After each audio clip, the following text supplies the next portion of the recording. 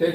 तो glucose 6 carbon वाली संरचना है, ये ग्लूकोज है, इसमें हाइड्रोजन और ऑक्सीजन नहीं खोजना है, ये ग्लूकोज है। ठीक, अब क्या होगा, अगला स्टेप 10 चरण की अभिक्रिया है ना, तो अभी पहला चरण स्टार्ट नहीं हुआ है, ये ग्लूकोज है।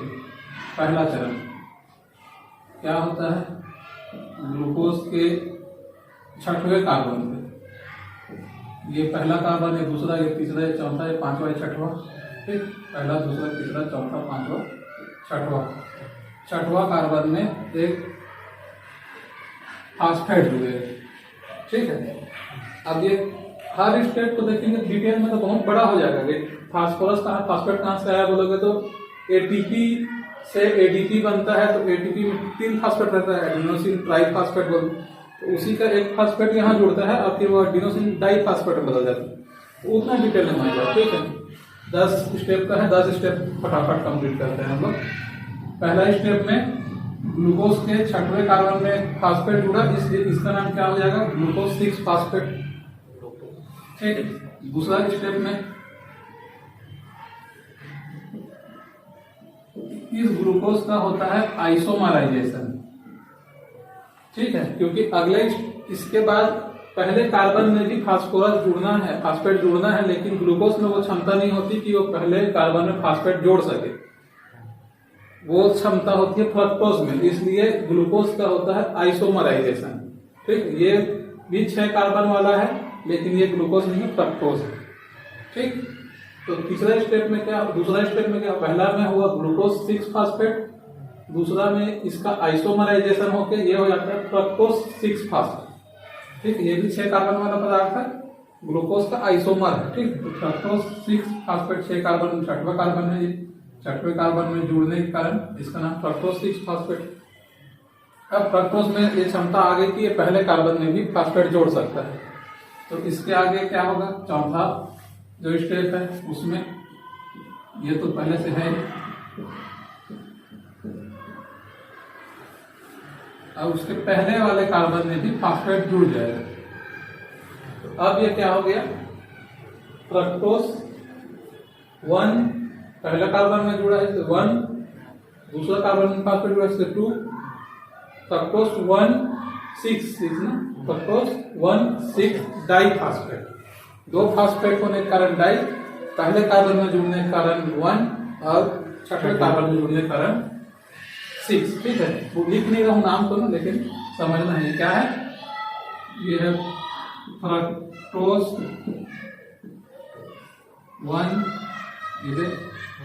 6 डाई फास्फेट, ये है। ठीक है, नाम तो मिटा दे रहा हूं, तुम लोग नाम को याद करने की कोशिश करना, छोड़ो देना।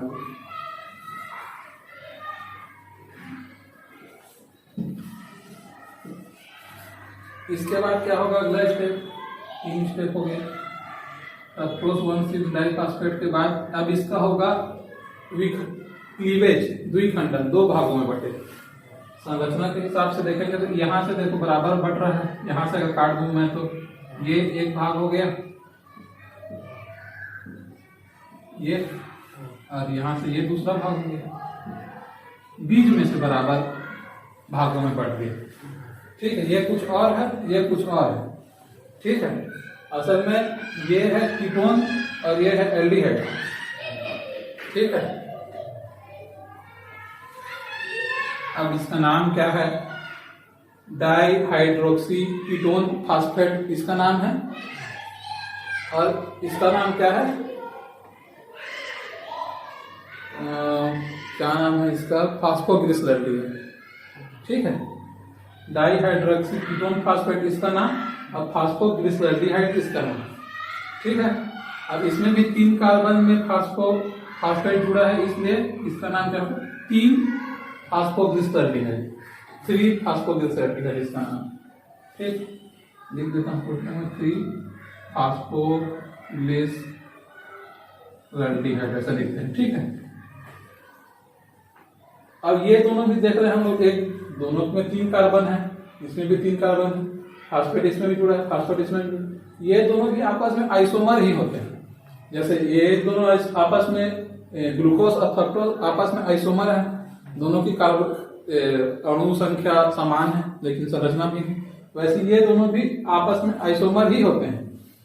तो ये दोनों क्या होंगे, अब ये जो कीटोन है ये बाद में बदल के फास्फोग्लिसरॉल्डिहाइड ही बन जाता है। ठीक है, तो अब इसके ये जो एक नया स्टेप, ये ऐसे सब समझ लो, ये वाला जो था ये ऐसा इधर आ गया। ठीक है, तो ये कैसा हो गया, एक और आ गया, मतलब ये जो कीटोन है ये भी अब फास्फोग्लिसरॉल्डिहाइड बन गया। अब इसके आगे की जो प्रक्रिया होगी वो दो अणु आएंगे उसमें। ठीक है, हर स्टेप में 2 अणु हम लोग लिखते जाएंगे, 2 मॉलिक्यूल। तो यहाँ पर 2 मॉलिक्यूल तो दिख रहे हैं, एक को मिटा देता हूँ और मैं 2 लिख देता हूँ। ठीक है, सामने में अगला स्टेप में चलो यहीं पर लिख दिया, ये एक स्टेप था क्लीवेज। अब इसके आगे 2 मॉलिक्यूल। ठीक है, 2 मॉलिक्यूल किसके, इसी के 1 2 3 2 अणु लिख देते हैं सीधा से, 2 अणु फास्फोग्लिसरॉल्डिहाइड के।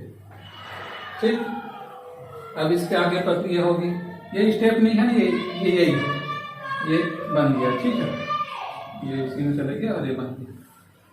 इसके आगे क्या प्रक्रिया होगा, फास्फोग्लिसरॉल्डिहाइड है, अब फिर इसमें आके इस वाले कार्बन में फास्फेट जुड़ेगा, इधर तो फास्फेट पहले जुड़ा था, इधर भी इसको जुड़ जाएगा।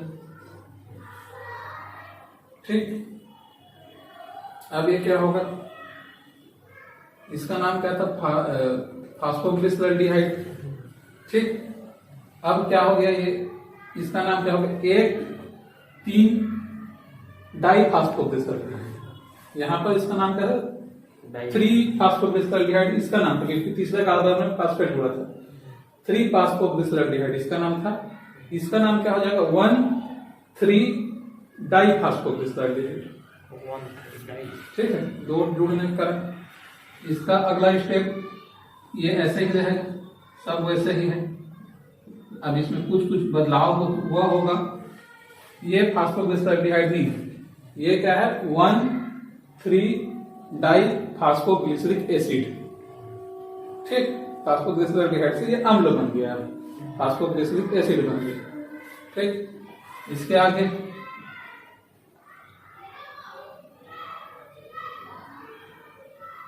अब क्या होगा,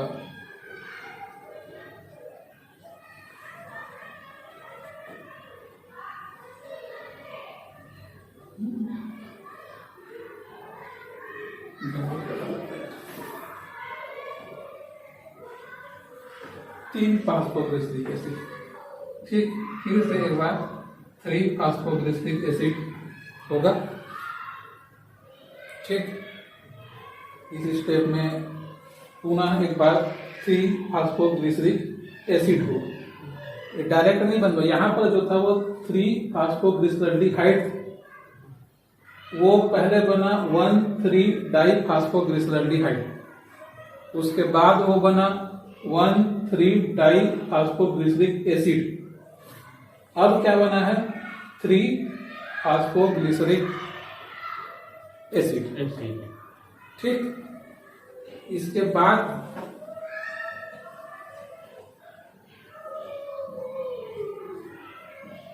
ये जो फास्फेट है जो तीसरे कार्बन में है, ये आ जाएगा दूसरे कार्बन में।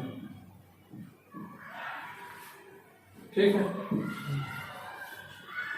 तब ये क्या कहलाएगा, यहाँ पर क्या कहलाएगा, 3 फास्फोग्लिसरिक एसिड कहला रहा था तीसरे कार्बन में जोड़ने का, यहाँ क्या कहलाएगा, 2 फास्फोग्लिसरिक एसिड। ठीक, दूसरे कार्बन में जोड़ने के कारण 2 फास्फोग्लिसरिक एसिड कहलाएगा।